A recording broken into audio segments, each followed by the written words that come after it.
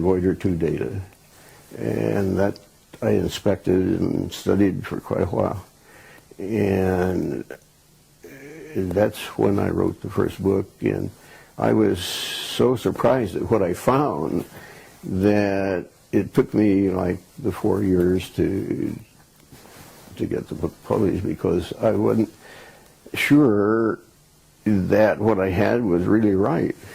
And so I looked in many articles and books to see, oh yeah, this sort of fits what they're talking about there. Okay, you're okay, so publish it. And so the book came out in 1985. Okay, and that's the Ringmakers. That's the Ringmakers. But the other one, this one.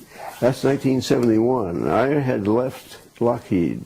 Uh-huh. Okay. Well, did we build it?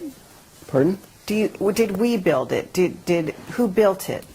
The craft? I don't know who built it, but what I found out is these things inhabit Saturn. That's where I first discovered them, and they're proliferating. They're now Uranus and Jupiter. Wherever you see some rings now, why, that's one of these. You see the craft. Yeah, I call it a ringmaker. Yeah. Okay, you call it a Ringmaker. Yeah, and I can say it's electromagnetic because I could identify streamlined patterns with respect to it that I knew were what we call potential lines, and that says it was electrical. When I worked at Lockheed, I had documents that were indeed top secret. Really? Wow. Oh yeah. And then I went through the first generation of the Polaris underwater launch vehicle, and then I got tapped to go behind closed doors. Oh, you did?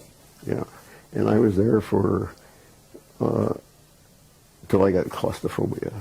3 doors to get to your... Yeah, I had to sign my life away for 30 years. Wow. Is it still in effect right now? No. No? So could you tell me anything? No. You can't? Mm-mm. Why? What would happen?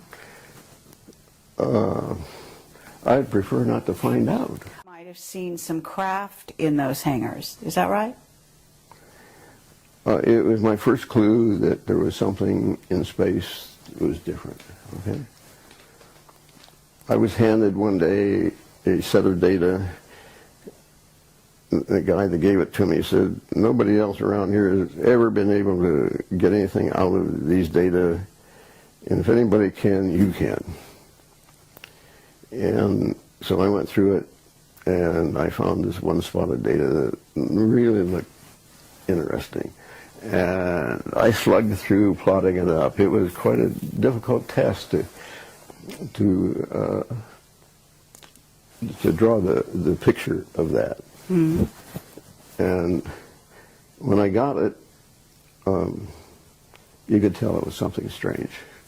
I didn't, at that time, I have seen one on the ground in Antarctica. You have? Not personally, but an image of one which I wished I had cut out. Right. So no, these things can come in real low. Yeah. They're all sizes. Mm-hmm. It's the same deal as airplanes. You know, they're Cubs and all that kind of. You know. Right, and so when you're talking about the craft in the rings of Saturn, you're talking about something huge, right? Yes. Much bigger than we could even conceive of. I understand. What is it? I don't know. What was it? 70,000 square feet. I could, in looking down on the rings, I could see parallel lines crossing the ring, all the rings at once. Mm-hmm. That's about as long as you can get them. That's incredible. But I could tell that those lines demarked the outside of an object. Mm-hmm. So are you sort of saying, when you say you got claustrophobia, I don't know what that means. Do you mean that you became sort of tired of working in this above top secret area? Yeah, no, I'm not tired, and it was very exciting. I got to see everything that went on all over the world. Wow. Nothing much has changed. Yeah?